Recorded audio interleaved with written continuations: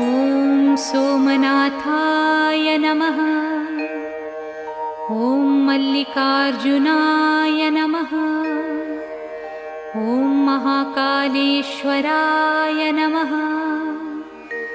ॐ ओंकारेश्वराय नमः। ॐ वैद्यनाथाय नमः। ॐ भीमशंकराय नमः। ॐ रामेश्वराय नमः। ॐ नागेश्वराय नमः। ॐ विश्वेश्वराय नमः। ॐ त्र्यंबकेश्वराय नमः। ॐ केदारेश्वराय नमः। ॐ भुस्मेश्वराय नमः।